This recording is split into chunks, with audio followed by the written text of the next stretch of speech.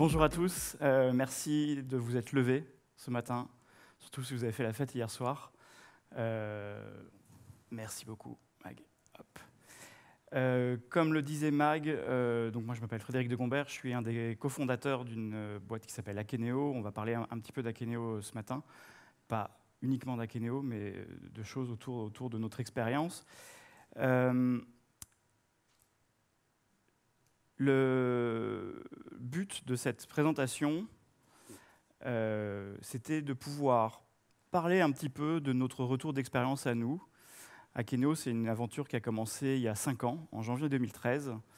On a commencé à 3 personnes dans nos canapés respectifs. On est aujourd'hui un peu plus de 130. Et c'était assez intéressant de prendre un petit peu de recul et de regarder finalement quelles ont été les grandes étapes, les grands chemins et les grandes épreuves qu'on a rencontrées sur notre route.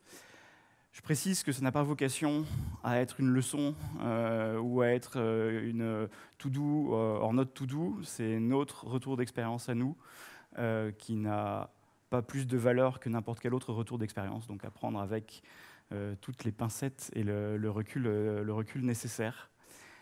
Un mot très rapidement sur Akeneo. Pour que vous compreniez un petit peu le contexte. Comme je disais, Akeneo, c'est une aventure qui a commencé il y a 5 ans, partie d'un principe assez simple, c'est qu'on constatait que souvent, quand on faisait des achats en ligne ou en magasin, on était souvent confronté à des informations produits qui étaient soit incomplètes, soit pas totalement en adéquation avec ce qu'on avait lu ailleurs. Parfois, sur un site e-commerce, on trouvait des informations qui n'étaient pas tout à fait la même chose que dans un catalogue papier ou quand on parlait à un vendeur en magasin. C'est ce qu'on appelle l'expérience produit, c'est le terme marketing pour parler de cet état de fait. Et nous, notre mission chez Akeneo, c'est de rendre justement ces expériences produits meilleures et plus adaptées aux différents endroits où on se trouve. Pour vous donner un petit peu d'éléments supplémentaires, il faut savoir que d'ici 2020, donc c'est très proche, plus de 30% des recherches sur Internet se feront par la voix. Ça nous paraît à nous parfois un peu bizarre. C'est parce qu'on devient sans doute déjà des vieux cons et qu'on ne se rend pas compte que le monde change. Mais il y a toute une génération qui arrive et qui va apprendre à utiliser le média web comme ça, uniquement par la voix. Donc 30% d'ici 2020, c'est quelque chose d'extrêmement rapide et d'extrêmement soudain. Et en quoi ça a un lien avec l'expérience produit ? Tout simplement parce que si aujourd'hui vous faites l'expérience de demander à Google Home ou à Alexa d'acheter du café en ligne, et il va se contenter de vous lire des descriptions qui ont été faites pour être lues et pas pour être dites. Et c'est une expérience qui est franchement, au pire désastreuse, au mieux drôle, mais pas vraiment engageante. Et donc c'est bien ça que nous on essaye de résoudre.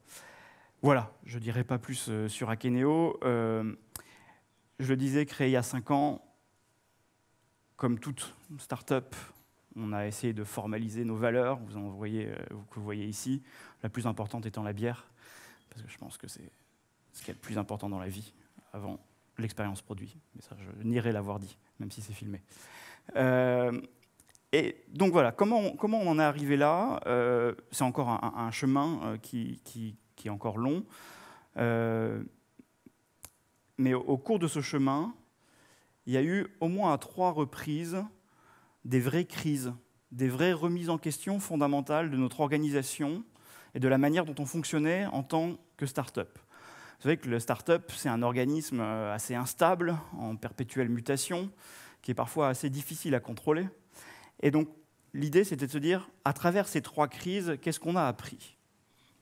Il y a quelqu'un qui dit ça encore mieux que moi, qui s'appelle Virginia Woolf, le fameux auteur, et qui dit que finalement, grandir, c'est de perdre beaucoup d'illusions pour en acquérir d'autres. Et pendant ces 5 années, des illusions, on en a perdu un sacré paquet. Donc on va essayer de retracer à travers 3 expériences les illusions perdues et celles qu'on a acquises sur le long du chemin. La première, elle est arrivée assez vite. Elle est arrivée assez vite dans la vie de la boîte. Elle est arrivée 5 mois après la naissance d'Akeneo.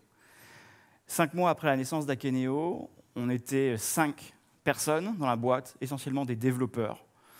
parce que Akeno est initialement une boîte avec un ADN tech très fort. Les 3 fondateurs sont 3 devs.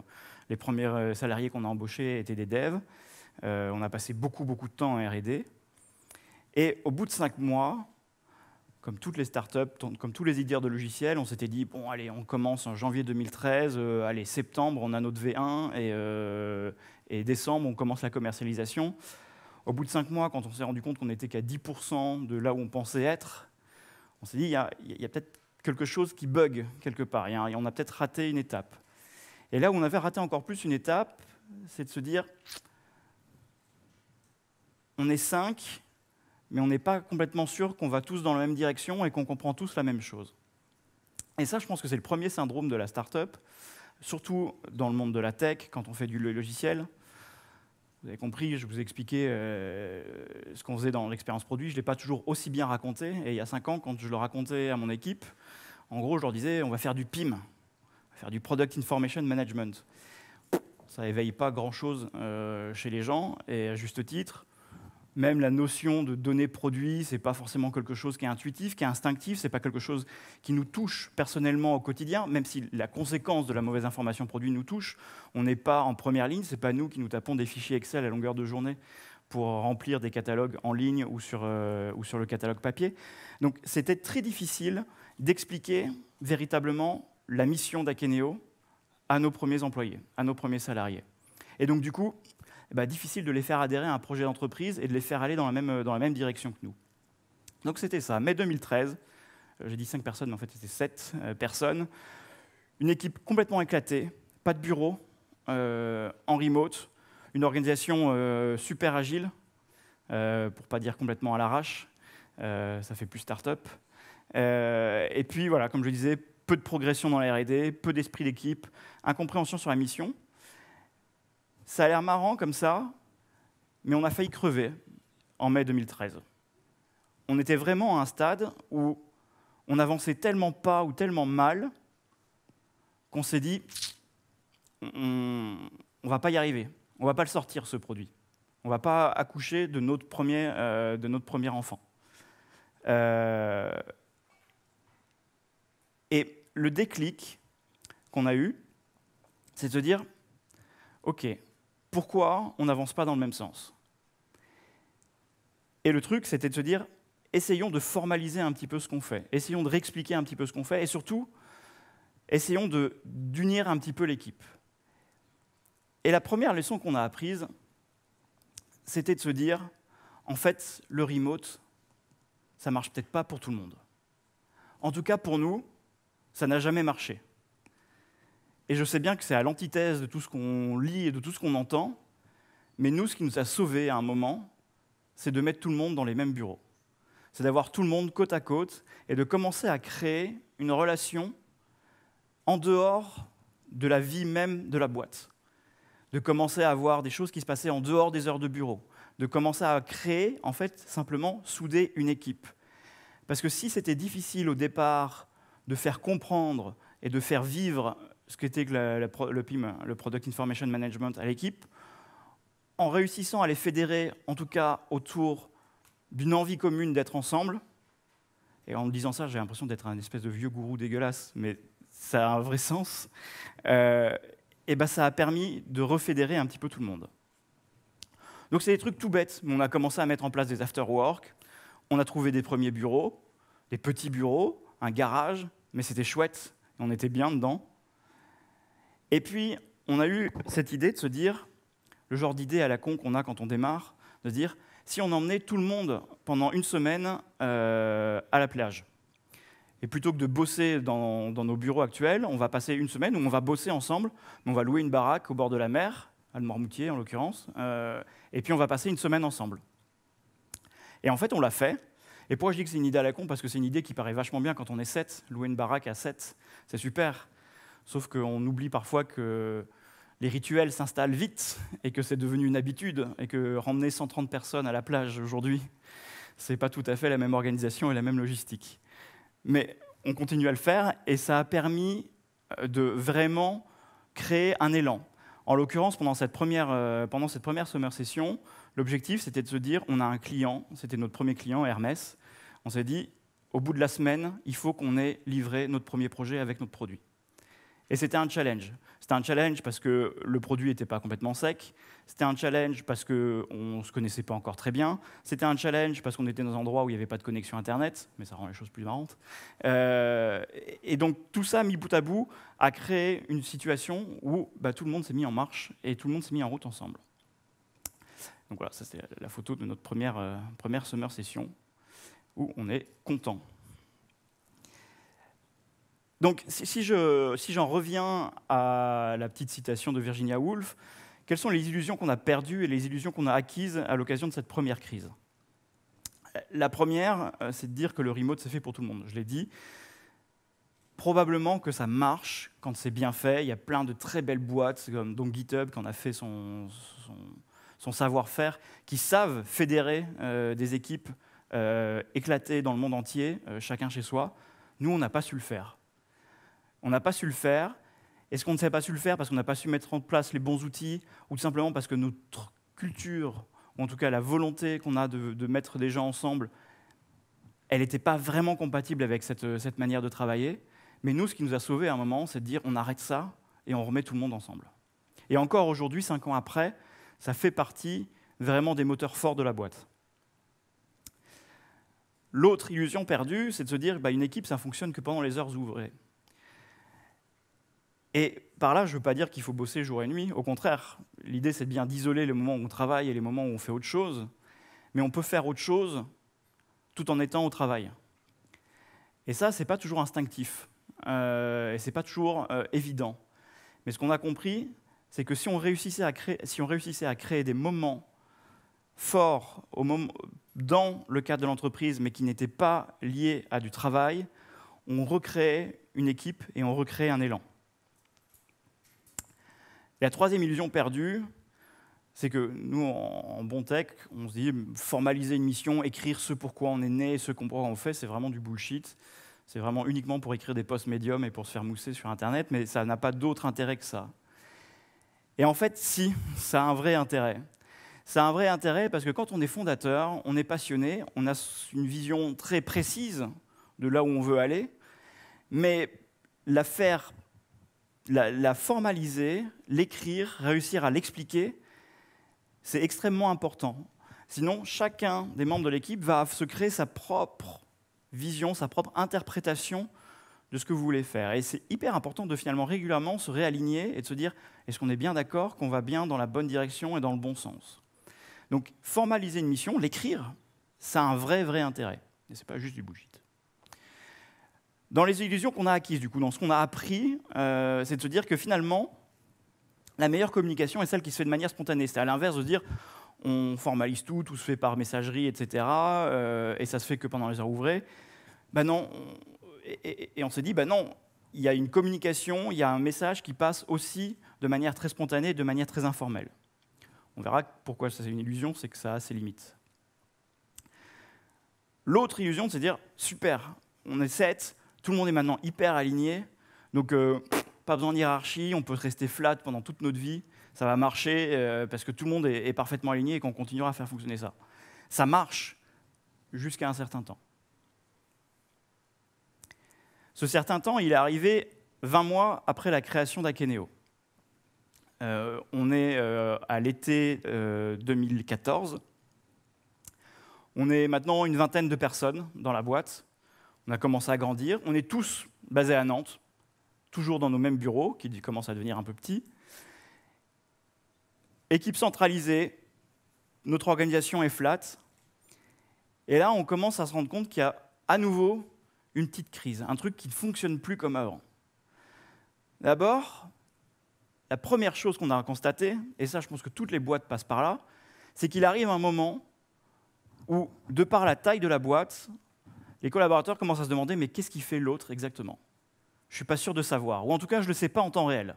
Je ne sais plus exactement ce que fait tout le monde dans la boîte. Chez nous, c'est arrivé à environ 20 personnes. En fonction des organisations, en fonction des boîtes, ça arrive à un différent moment.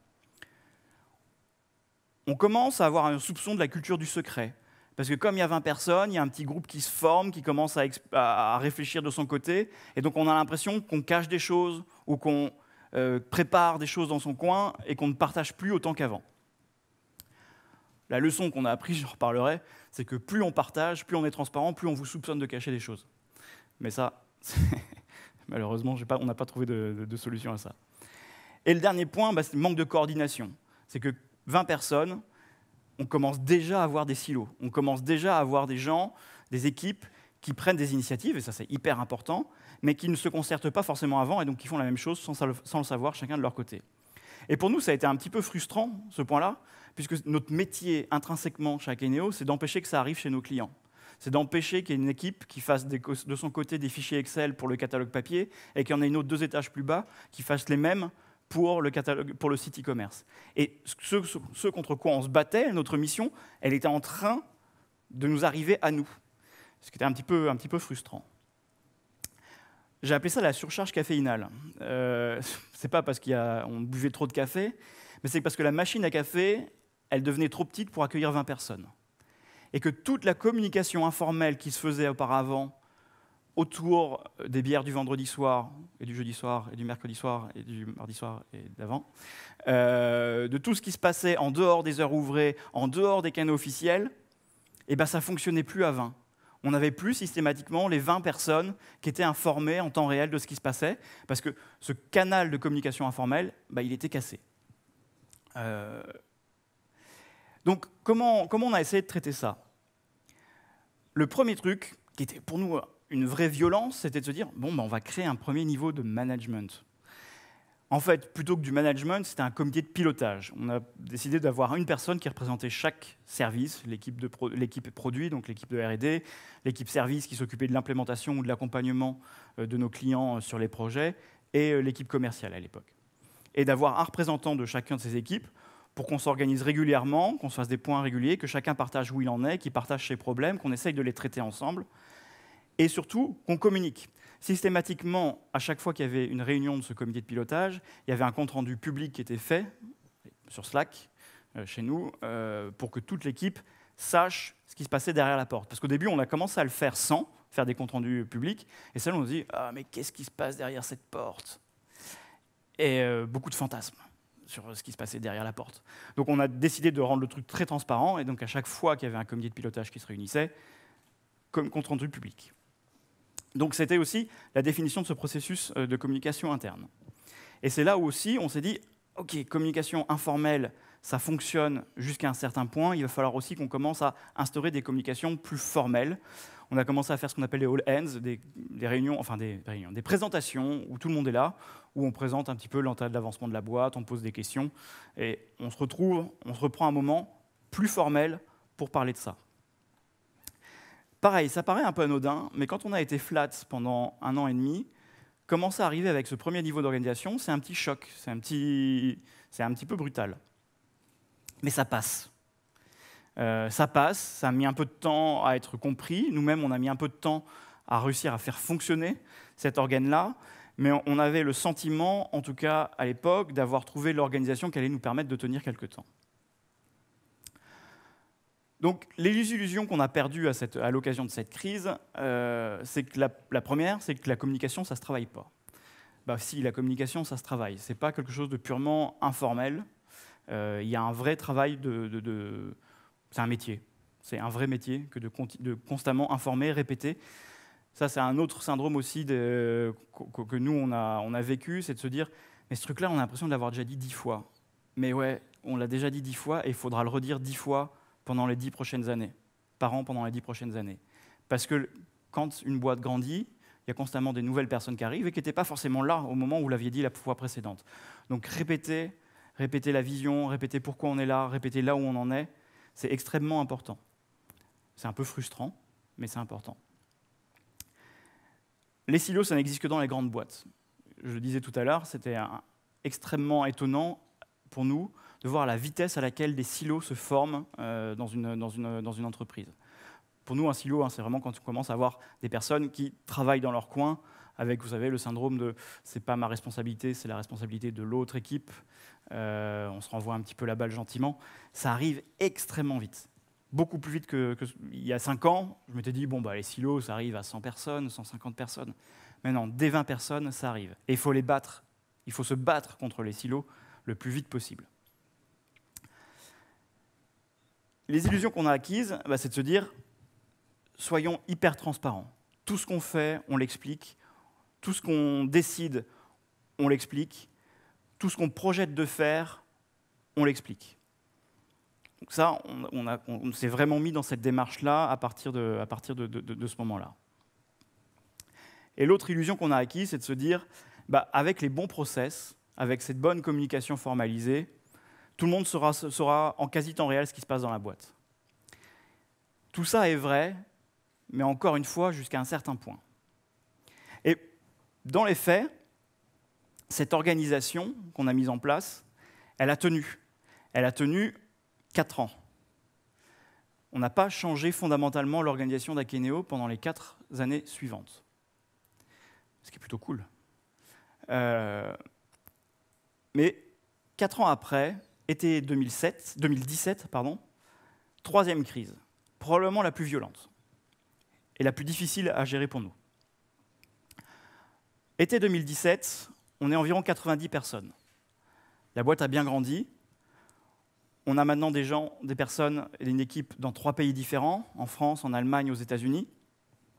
Et on a toujours notre comité de pilotage qui a un niveau de management intermédiaire. Et notre comité de pilotage qu'on avait mis en place 4 ans au préalable, seulement il n'y avait plus 3 personnes dedans, il y en avait 12. Et ça ne marchait plus, ça ne fonctionnait plus. Faire des réunions à 12, c'est juste un calvaire. On ne peut plus rentrer dans les détails, on ne peut pas parler véritablement de nos problèmes. Quand on est à 12 et qu'on veut faire des réunions efficaces, on n'a pas le temps de rentrer véritablement dans le fond des sujets. Ça devient plus de l'information top-down, où chacun dit ce qu'il fait et puis il n'y a pas de discussion. Ce qui était l'opposé, l'inverse total de la raison d'être de ce comité de pilotage initialement. Il y avait des règles de gouvernance qui étaient peu claires entre pays et métiers. J'y reviendrai, mais c'était très difficile quand on a commencé à ouvrir des pays, c'était de se dire, on veut que les pays soient les plus autonomes possibles. On ne veut surtout pas qu'un pays qui démarre subisse une lourdeur d'une boîte de 90 personnes. Parce que quand on ouvre des bureaux aux US, quand on ouvre des bureaux en Allemagne, c'est comme si on repartait de zéro. On a tout à refaire. On doit aller chercher nos premiers clients, on doit aller chercher nos premiers partenaires, on doit créer notre écosystème. Et quand on fait ça, on n'a pas envie d'avoir sur les épaules une machine de 90 personnes. On a envie de pouvoir retrouver l'agilité des débuts. Mais on a quand même envie que quand on lance un pays, on puisse bénéficier de tout le savoir-faire qu'on a acquis, de toutes les compétences qui sont en interne. Et c'était extrêmement compliqué pour nous, ça fait 1 an maintenant, de trouver le bon équilibre entre les responsables pays, quelles autonomies ils ont et comment ils peuvent s'appuyer sur les équipes qui existent en interne chez nous. Vraiment compliqué. Et troisième point, ce qu'on appelait le drama par semaine. Comme les règles de gouvernance étaient peu claires, tout nous escaladait très vite. Quand je dis nous, c'est les fondateurs, les 3 fondateurs. Et souvent, on se retrouvait à régler des problèmes, ce qui est notre métier, ce qui est notre boulot, de régler des problèmes, mais qui, fondamentalement, pouvaient être réglés autrement, sans avoir besoin de notre intervention. Et là, on s'est dit, c'est pas normal.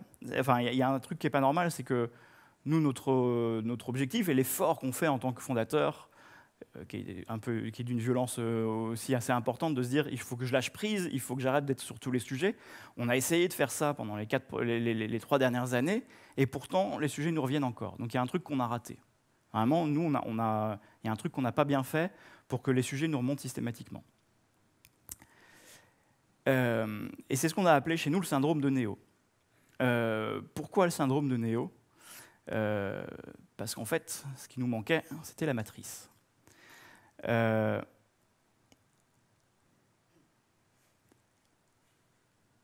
C'était aussi un truc un peu étonnant pour nous, c'est que jusqu'à présent, donc on était dans une organisation qui était quand même assez flat.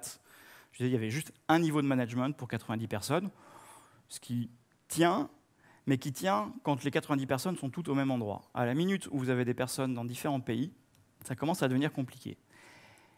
Et on s'est mais vraiment creuser la tête pendant des mois et des mois à se dire mais c'est quoi la bonne organisation pour une boîte qui est éclatée entre plusieurs pays et qui laisse de l'autonomie à chacun. Si j'ai un développeur si j'ai un commercial à Boston, est-ce que son manager c'est le patron de Boston ou est-ce que son manager c'est le directeur commercial du groupe? Est-ce que si j'ai un développeur à Tel Aviv, est-ce qu'il dépend de Tel Aviv ou est-ce qu'il dépend de la responsable produit à Nantes? Ça peut paraître anodin comme ça, mais c'est ça qui crée ces dramas. C'est que systématiquement, on ne savait pas vraiment à qui on devait reporter et on ne savait pas réellement comment coordonner les décisions. Et cette organisation matricielle qui fait franchement peur sur le papier, c'est vraiment pas sexy du tout, ça a l'air d'être extrêmement overkill, a été pourtant la seule solution qu'on a trouvée. Je la présenterai tout à l'heure. L'autre traitement qu'on a mis en place, l'autre action qu'on a mis en place, c'est de se dire, plutôt que d'avoir un seul comité de pilotage de 12 personnes qui passent 3 heures par semaine à ne rien se dire parce que finalement on n'a rien le temps de faire à 12 personnes, on va découper, on va tuer le comité de pilotage. On ne veut pas d'un seul organe qui contrôle tout, on va responsabiliser chacune des activités. Donc on a créé 5, je ne sais plus compter, c'est 9 h du matin. 5 comités thématiques. Un comité sur ce qu'on appelle Growth, donc qui travaille sur la croissance de la boîte, donc c'est tout ce qui est problématique commerciale et marketing. Un comité People and Transformation, donc qui est plutôt le comité RH, comment on s'assure qu'on continue à faire en sorte que la boîte soit un environnement de travail agréable, dans comment on continue à accompagner les collaborateurs et les managers dans leur montée en puissance. Donc ça, c'est le rôle du comité People and Transformation. Un comité Customer Experience, donc qui est plutôt orienté client. Un comité produit, donc qui est tout ce qui est R&D, et un comité finance, parce qu'à la fin, il y a quand même toujours des problématiques financières qu'il faut se poser, même si on essaye d'y penser le moins possible, c'est quand même le nerf de la guerre au bout d'un moment. Et donc l'idée, c'est de se dire, on éclate complètement ces comités, ils ne sont pas gouvernés par un autre comité, chacun est complètement indépendant, et nous, fondateurs, on ne doit pas être dans tous les comités, pour qu'ils soient vraiment complètement autonomes et indépendants dans leur prise de décision. Et ça a très très bien fonctionné. Et le dernier point qu'on a mis en place, c'est de se rendre compte que être manager, c'est pas instinctif, c'est pas intuitif. Et que comme on a grandi relativement vite, on est passé de 3 à 90 en 4 ans, des gens se sont retrouvés avec des responsabilités managériales sans l'avoir jamais fait avant et sans jamais vraiment être accompagnés pour le faire. Et ça paraît idiot, mais c'est un vrai sujet que d'accompagner des managers, de leur donner les outils, de leur comprendre ce qu'on attend d'eux, pour qu'eux-mêmes fassent à leur tour progresser leurs équipes. Donc c'est ce qu'on a mis aussi en place à travers des formations, et ça on continue à le faire, on n'est pas encore au bout du chemin. Je reviens un peu sur ma matrice. Je ne sais pas si ça vous parle, si vous avez déjà entendu parler de ce type d'organisation. Comment ça fonctionnait jusqu'à présent? Nous, on fonctionnait plutôt par business units. Donc on avait des unités sales et marketing, une unité customer experience, une unité produit et une unité finance et back office. Et finalement, c'est cool cette organisation parce que ça permet d'avoir des gens à la tête de chacune de ces entités qui sont des experts dans leur métier. À la tête du produit, c'est la product manager et le VP engineering.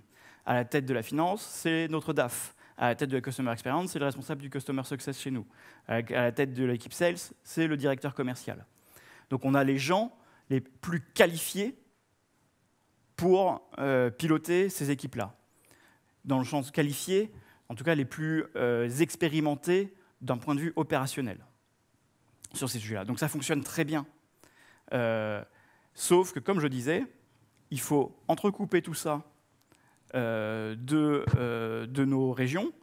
Et on est arrivé à un stade où on avait 4 grandes régions, 4 bureaux, un à Boston, un à Nantes, un à Düsseldorf et un à Londres. Et à la tête de ces différentes régions, on a des gens qui sont plutôt généralistes et qui vont se retrouver à la fois à avoir dans leurs équipes, à côté d'eux, des commerciaux, des marketeurs, des gens qui font du customer success, des gens qui font du développement parfois, donc plein de métiers différents.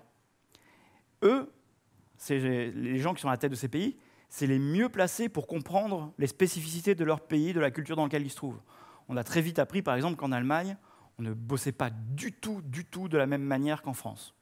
Pareil, c'est extrêmement violent, on ne se rend pas forcément compte parce que l'Allemagne, ça nous paraît être la porte à côté, mais culturellement, il y a un vrai gap sur la manière de travailler, la manière de vendre, la manière de marketer un produit. Les États-Unis, c'est pareil. Et donc d'avoir à la tête de chacun de ces pays des gens qui comprennent intimement les subtilités de leur culture et qui vont savoir transposer ce qu'on a déjà et de l'adapter à la culture, c'est extrêmement important. Donc c'est des gens qui comprennent intimement les besoins de leur marché, mais par contre qui vont se retrouver avec des équipes multi-spécialistes et donc qui ne sont pas forcément les mieux placés pour faire monter en compétences et des développeurs et des commerciaux et des gens qui font du customer success. Parce que c'est 3 métiers différents et que personne ne sait faire parfaitement ces 3 métiers. Et donc, on était confronté d'un côté à avoir une organisation où on mettait à la tête de chacune des équipes des gens qui savaient, qui connaissaient le métier, ou à la tête des équipes des gens qui connaissaient les besoins du secteur, du marché dans lequel ils évoluaient. Et c'est cette équation-là qu'on a essayé de résoudre pendant très longtemps, et en fait, elle n'est pas résolvable, ce n'est pas possible. Vous ne pouvez pas avoir un manager qui sache aussi bien comprendre les spécificités du marché dans lequel il évolue et maîtriser toutes les compétences avec lesquelles il va travailler. Donc, je ne l'ai pas en fait, mais la réponse, en fait, c'est de faire une matrice. C'est de faire un croisement des deux. Concrètement, qu'est-ce que ça veut dire? Et c'est là où ça peut paraître un peu compliqué. C'est de se dire, en fait, chaque personne, chaque collaborateur a potentiellement 2 managers. On a ce qu'on appelait un manager direct et un manager indirect. Le manager direct, c'est la personne qui s'occupe du pays, parce que ce qui passe avant tout, c'est de comprendre comment on s'adapte aux différentes spécificités. Et le manager indirect, c'est le manager métier. Alors comment on fait quand on a 2 managers? Compliqué, hein? C'est compliqué parce que forcément, les managers ne sont pas toujours d'accord. Et ça, c'est une des leçons qu'on a apprises. Je reviendrai sur ce point-là. Ne pas toujours être aligné, ce n'est pas forcément une mauvaise chose. En fait, ce qu'on a appris, c'est que le désalignement, quand il est contrôlé, quand il est compris, en fait, c'est même un moteur, c'est une super source d'avancement. Donc que 2 managers soient à un moment pas tout à fait d'accord, je vais vous donner un exemple très bête. On a des ingénieurs avant-vente, des gens qui s'occupent de faire des démonstrations, d'expliquer le produit à nos clients en phase d'avant-vente. C'est des spécialistes produits. C'est les meilleures personnes, c'est les gens qui connaissent le mieux le produit chez Akeneo. Et donc on en a dans chaque pays. Et a priori, chaque ingénieur avant-vente est alloué à un pays. Et à un moment, j'ai un de mes ingénieurs avant-vente qui tombe malade. Et donc je me retrouve en Allemagne avec plus d'ingénieurs avant-vente. Le patron de l'avant-vente, lui, naturellement, il va dire je vais peut-être prendre un des ingénieurs avant-vente de France pour aider l'Allemagne. Parce que lui, c'est son intérêt de pouvoir servir tout le monde, c'est sa responsabilité. Mais par contre, le responsable commercial France, qui a l'habitude de bosser avec son ingénieur avant-vente, on a l'impression qu'on lui pique une ressource. Donc là, fondamentalement, leurs objectifs, ils divergent. Ils ne peuvent pas être alignés. Parce que là-dessus, c'est complètement antithétique.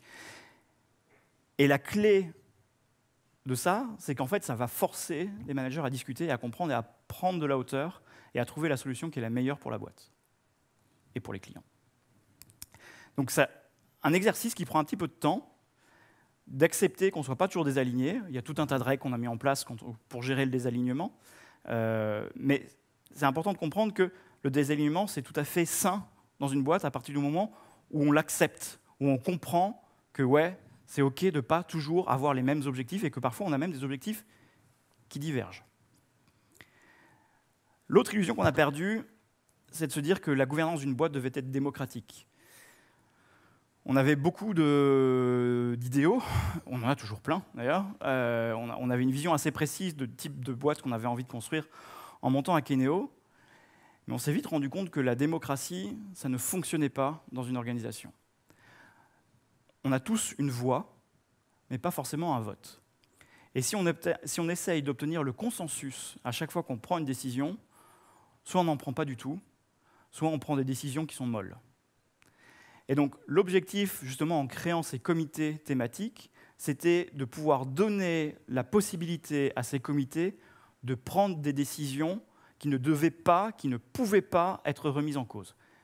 On peut discuter, on peut poser des questions, mais la décision, elle revient au comité. Ce n'est pas dictatorial, dans le sens où je disais, dans les comités, chaque comité est complètement indépendant et autonome. Mais ce n'est pas une démocratie. Et ça aussi, ça a été quelque chose d'assez compliqué pour nous à réaliser. Et c'est quelque chose qu'il faut continuer aussi à expliquer et à intégrer. Le dernier point aussi qu'on a appris, c'est que les meilleurs contributeurs ne font pas forcément les meilleurs managers.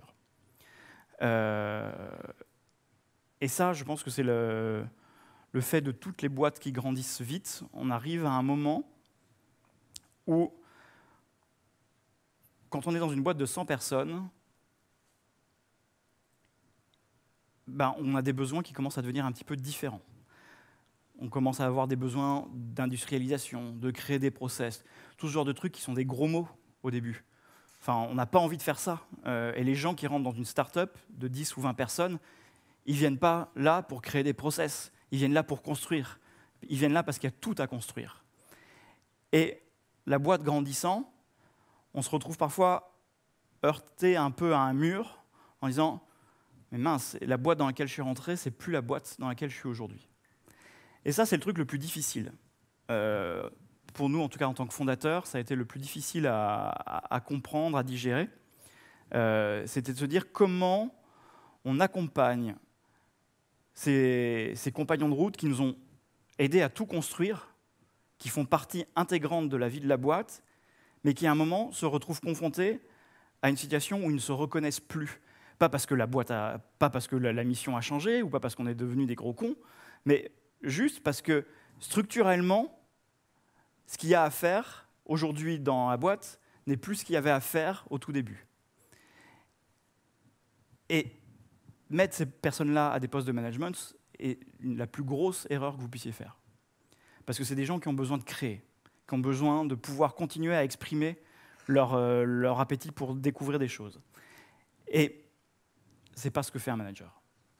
En tout cas, pas chez nous. Un manager, son but, c'est de faire grandir les gens, c'est de mettre en place des processus, mais il n'a plus de rôle de contributeur individuel. Et donc, c'est un peu plus compliqué. Je vois qu'il me reste 2 minutes 30, et ça tombe bien parce que j'ai fini, je crois, presque. Donc voilà, ça c'est c'est pas la photo la plus récente, parce que je pense qu'il manque une 50aine de personnes quand même sur la photo. Mais voilà, c'est un petit aperçu assez succinct des différentes étapes, des différentes crises, que j'espère avoir été assez transparent. Il nous reste éventuellement 2 minutes pour poser des questions, s'il y en a. Et puis sinon, je serais ravi d'échanger à la suite de la conférence.